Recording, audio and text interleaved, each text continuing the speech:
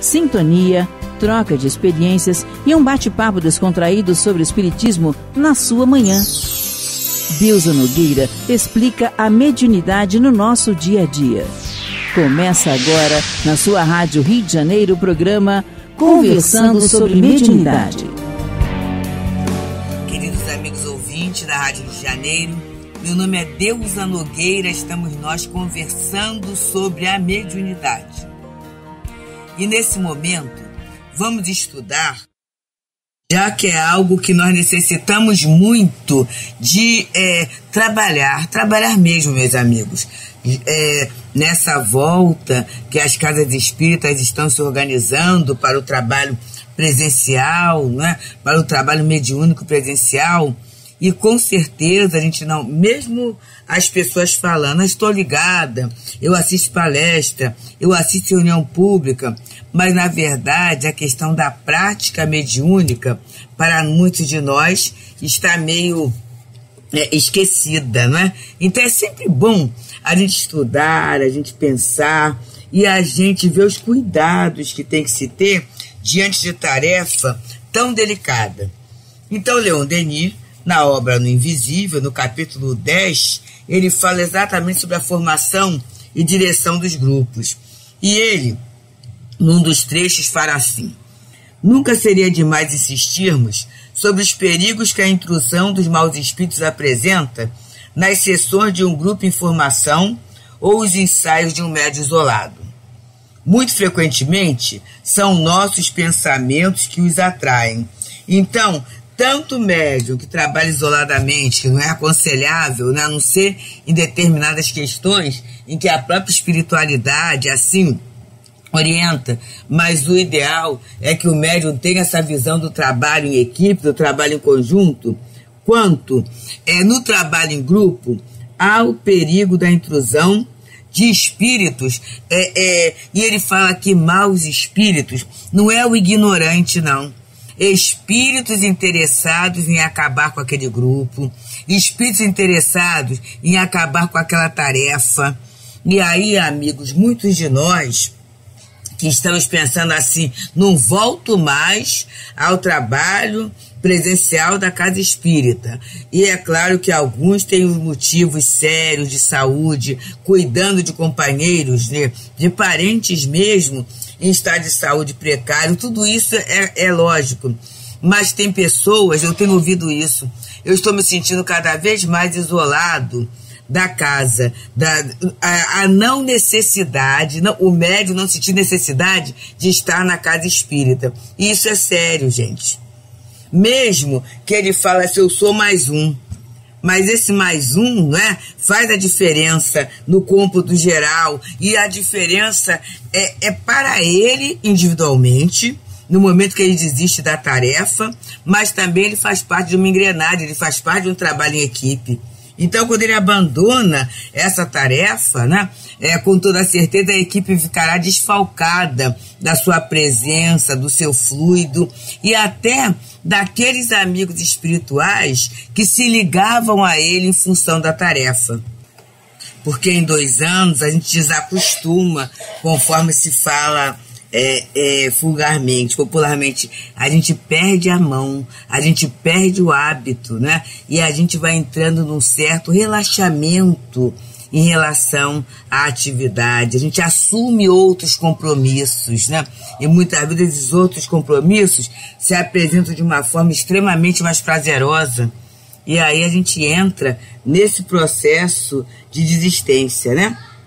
E ele continua nos falando assim, Denis: afastai, portanto, das vossas reuniões, diremos nós, os pesquisadores sinceros. Diremos nós aos pesquisadores sinceros qualquer preocupação de negócios ou de prazeres. Não deixeis flutuar vossos pensamentos para objetos diversos, porém, fixai-os num objetivo elevado. Colocai-vos em harmonia de visões e de sentimentos com as almas superiores. Mantendo-vos nesse estado de espírito, sentireis pouco a pouco correntes poderosas descerem sobre vós, penetrar-vos, aumentar a sensibilidade do vosso organismo fluídico. Então eu creio que aqui Leon Denis está dando uma chave para o nosso retorno. Olha só. Não deixeis flutuar vossos pensamentos para objetos diversos. Fixai-os num objetivo elevado. Então está na hora. Sou médio, estou afastado. Não, mas eu não deixei ser espírito, eu tenho estudado, tenho feito várias tarefas. Tudo bem, mas a tarefa mediúnica, presencial, habitual, estou fazendo? Não. Então eu vou começar a fixar no objetivo elevado. Colocar-me em harmonia com visão e sentimento com as almas superiores. Embora, meus amigos, não queiramos ser exemplo de ninguém, mas nesse momento em que o Leon Denis, o espírita Leon Denis, está numa preparação, né, para essa volta do trabalho mediúnico privativo presencial, eu tenho pego assim, estudos sobre a questão de passe, estudos sobre a questão do atendimento espiritual, tenho lido bastante, sabe? E, assim, muita leitura acerca de Jesus, muita leitura acerca de mundo espiritual, porque esse é o nosso campo de trabalho. Então a gente precisa estar afinado, né, dentro desse contexto, né? E isso faz com que o nosso pensamento entre numa relação mais estreita com as almas superiores. Eu sei que alguns companheiros podem falar assim, Deusa, mas você teve o tempo todo, né, nos estudos doutrinários, na própria questão da rádio, eu estive, mas não estava especificamente centrada no trabalho mediúnico que eu realizo lá no CELD. Então agora, essa visão, eu sei que eu tenho que me preparar para isso. São quase 2 anos sem participar daquele trabalho da mesa mediúnica. Então, há todo um preparo, há toda uma necessidade, né? Não quer dizer, gente, mas eu estava no bem. Não é essa a posição. Mas eu não estava fazendo nada errado. Mas eu mantive sintonia com o estudo. Eu estou falando em especificidade de tarefa mediúnica.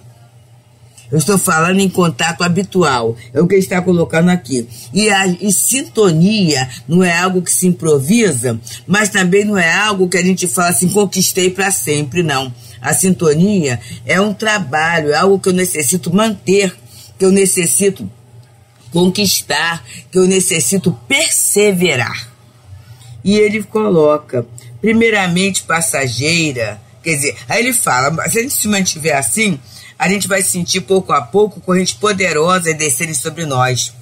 E essas correntes vão nos penetrar, vão aumentar a sensibilidade do nosso organismo fluídico. Eu posso colocar isso, meus queridos, como é que a intuição tem estado assim apurada, e eu tenho tido provas, assim, provas mesmo, assim, experimentais, sabe? Como eu estava falando apurada. E é interessante, num outro momento, eu não estava atenta, não era o meu foco, mas agora, como a minha mente, né? Eu como espírito, estou me colocando no trabalho de preparação, automaticamente a espiritualidade vai nos trabalhando e a gente vai permitindo que esse trabalho ocorra. E ele fala aqui, dilatando-se o vosso espírito, purificando-se, terá mais afinidade com os espíritos guias, e faculdades ignoradas se revelarão em vós. Mediunidade vidente, falante, auditiva, curativa. É através do aperfeiçoamento, da elevação moral, que adquirireis essa sensibilidade profunda, essa sensibilidade psíquica, que permite obter as manifestações mais elevadas, as provas mais convincentes, as identidades mais precisas. Então, e aí é o cuidado que a gente está falando aqui. Eu tenho que observar o que está acontecendo comigo. Porque se eu não observar, eu entro no movimento de automático, né, num automatismo que, em realidade, não existe na tarefa mediúnica, porque é tarefa de sensibilidade, é tarefa de discernimento, é tarefa de entrega, é tarefa de doação. Então, essas questões envolvem livre-arbítrio, envolve vontade, envolve pensamento firme. Não é de qualquer maneira que se processa. E aí ele vai aqui, né? Essas provas convincentes, as identidades mais precisas.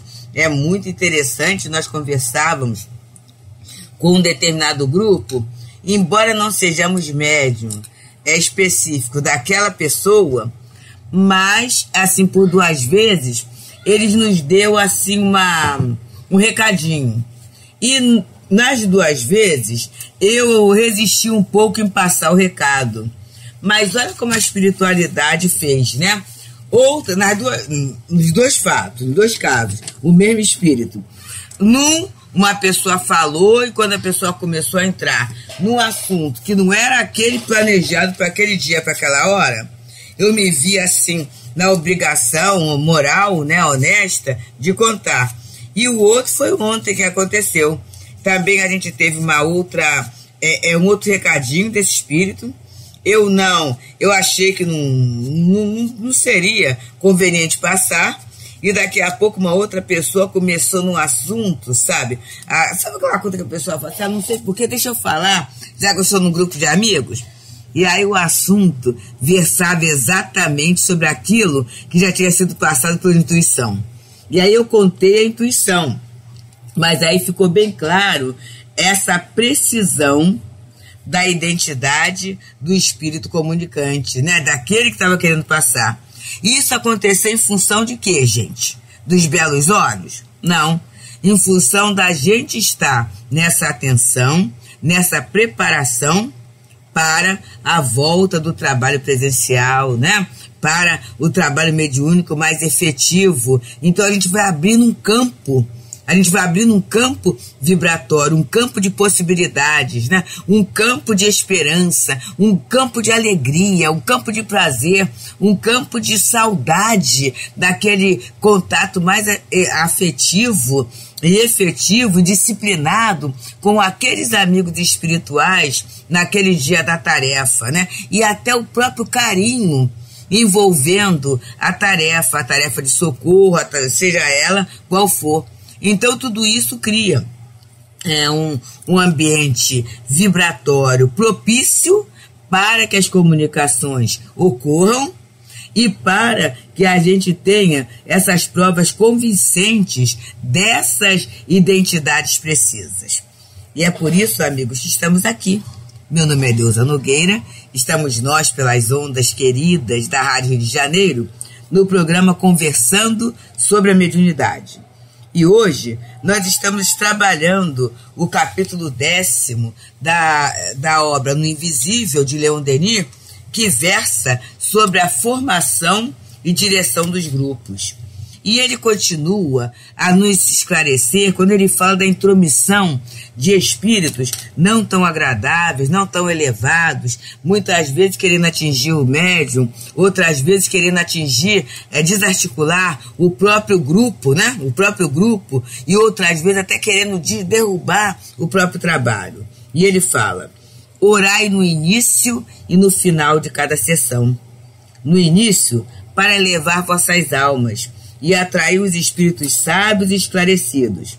No final, para agradecer quando tiverdes obtido favores e ensinamentos. Que a vossa prece seja curta e fervorosa, e bem menos uma fórmula do que o impulso no coração. Então, para eu fazer essa prece curta e fervorosa, eu tenho que saber o objetivo do trabalho. E vamos pensar, meus queridos, será que eu, que estou há 2 anos sem participar do trabalho do passe, eu lembro bem dos objetivos do trabalho do passe? Eu que estou há mais de 2 anos sem participar do trabalho de radiação, de vibração, será que eu lembro dos objetivos desta tarefa? E a gente sabe que em toda casa organizada, isso faz parte de um contexto de estudo, né? De um contexto de esclarecimento, de preparação. Que tal a gente remexer esses arquivos? Muitos de nós até, no momento do curso, nós anotávamos, né? Nós usávamos determinados livros e determinados cadernos e fazíamos anotações daquilo que os instrutores, quase sempre companheiros mais experientes, mais antigos na tarefa, passavam para nós, né? Que tal a gente dar uma lida? Recomeçar, para a gente retornar e retomar a tarefa. E ele vai falando desse cuidado do trabalho, prece no início, prece no final. Então, saber o objetivo e também aqueles que já estão trabalhando mediunicamente. A gente, no final, agradecer, mas não é uma prece formal, né? É aquela prece em que eu avalio, pouquinho que seja, a gente não consegue uma avaliação total, mas que eu consiga fazer uma avaliação de tudo que eu consegui receber naquela reunião.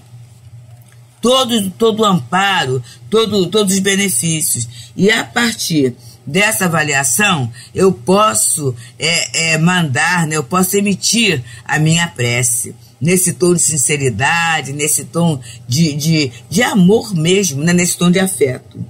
E aí ele fala aqui, a prece desliga a alma humana da matéria que a aprisiona e a aproxima do foco divino.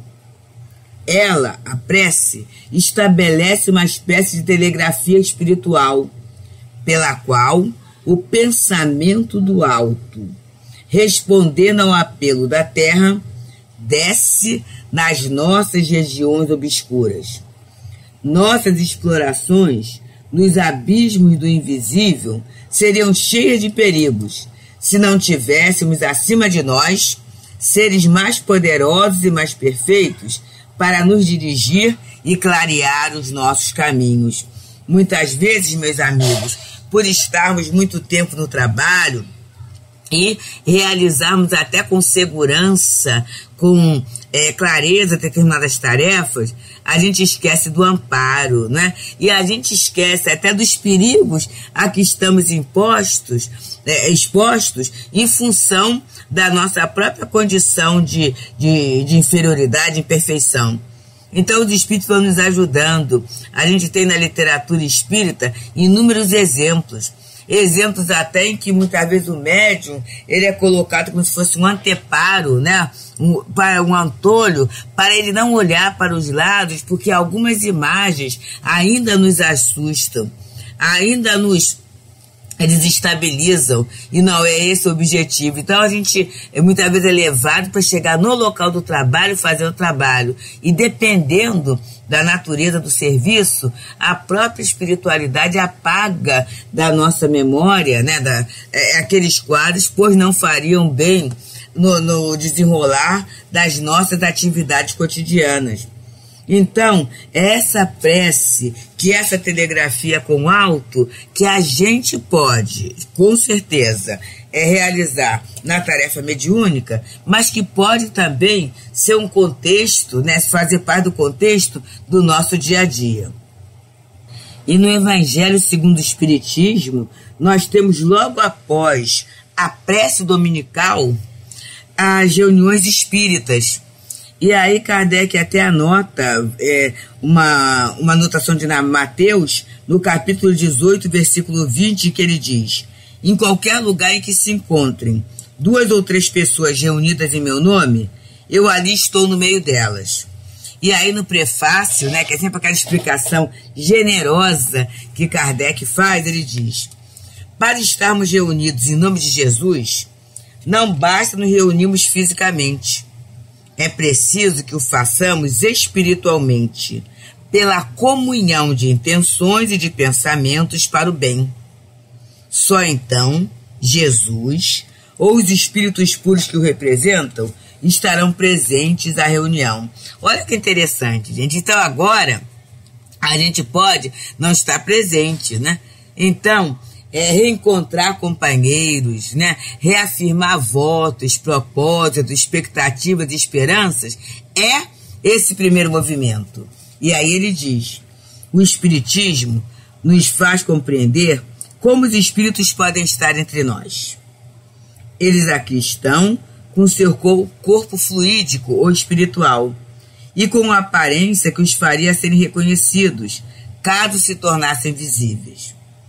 quanto mais elevados forem os espíritos na hierarquia espiritual, maior o seu poder de irradiação. É assim que possuem o dom da ubiquidade, pelo qual podem estar em vários lugares simultaneamente, sendo necessário apenas que enviem um raio de seus pensamentos a cada um desses lugares.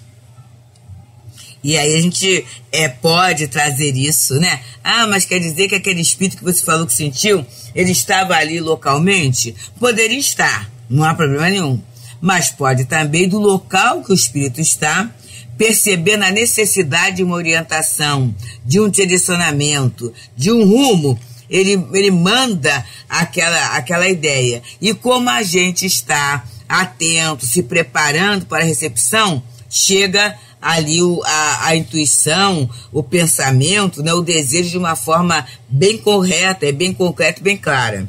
E ele diz, com a afirmativa que fez, Jesus quis demonstrar o efeito da união e da fraternidade. Onde estiverem 2 ou mais pessoas reunidas, em meu nome aí eu estarei.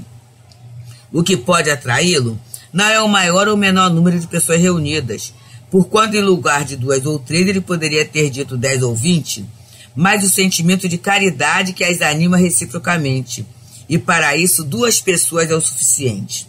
No entanto, se essas 2 pessoas oram separadas, ainda que se dirijam a Jesus, não há entre elas comunhão de pensamentos, principalmente se não estão movidas por um sentimento de benevolência mútua. Se não se veem com bons olhos, mas com ódio, inveja ou ciúme, as correntes fluídicas dos seus pensamentos se repelem, em vez de se unirem em um impulso comum de simpatia. Nesse caso, então, elas não estão reunidas em nome de Jesus. Jesus é apenas o pretexto da reunião e não a verdadeira causa. E aí continua Kardec nesse prefácio belíssimo. Isso, porém, não significa que Jesus fique surdo à voz de uma só pessoa. Se ele não disse, eu atenderei a todo aquele que me chamar, é porque, antes de tudo, Jesus exige o amor ao próximo, do qual se pode dar mais provas quando se está em grupo do que quando se está em isolamento. E porque todo sentimento pessoal o afasta. Daí se conclui que, em uma assembleia numerosa, se apenas 2 ou 3 pessoas se unem de coração num sentimento de verdadeira caridade, enquanto que os outros se isolam e se concentram em pensamentos egoístas e mundanos, Jesus estará com os primeiros e não com os outros. Não são, portanto, as palavras ditas simultaneamente, os cânticos ou os atos exteriores que constituem a reunião em nome de Jesus, mas a comunhão dos pensamentos, de acordo com o espírito de caridade personificado nele.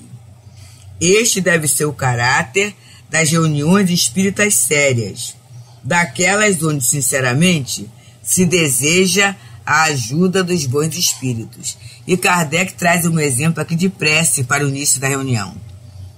Rogamos ao Senhor Deus Todo-Poderoso que nos envie bons espíritos para nos assistirem, que afastem aqueles que possam nos induzir ao erro e nos dê a luz necessária para distinguir a verdade do embuste. Afasta também, Senhor, os espíritos mal intencionados, encarnados e desencarnados, que poderiam tentar lançar a desunião entre nós e nos desviar da caridade e do amor ao próximo. Se alguns deles procurarem se introduzir aqui, faz com que não tenha entrada no coração de nenhum de nós. Bons espíritos que vos dignais vir vos instruir, tornai-nos dóceis aos vossos conselhos, livrai-nos de qualquer pensamento de egoísmo, de orgulho, de ciúme e de inveja. Inspirai-nos a indulgência e a benevolência para com os nossos semelhantes, presentes ou ausentes, amigos ou inimigos. Fazei, enfim, que pelos sentimentos de que nos achemos possuídos, reconheçamos a vossa salutar influência. Daí aos médiuns, que forem encarregados por vós de nos transmitirem os vossos ensinamentos, a consciência da santidade do mandato que lhes é confiado e a gravidade do ato que vão realizar, a fim de que eles façam com fervor e o recolhimento necessários. Se nesta reunião se encontrarem pessoas que aqui tenham sido vindo atraídas por outros sentimentos que não os do bem, fazei com que os seus olhos sejam abertos para a luz e perdoai-lhes como nós os perdoamos se vieram com más intenções. Rogamos especialmente ao Espírito Contínuo, nosso guia espiritual, que nos assista e vele por nós. E assim Kardec nos ensina lindamente, a fazer essa oração para o início das nossas reuniões. Muita paz. Deusa Nogueira explica a mediunidade no nosso dia a dia. Programa Conversando sobre Mediunidade.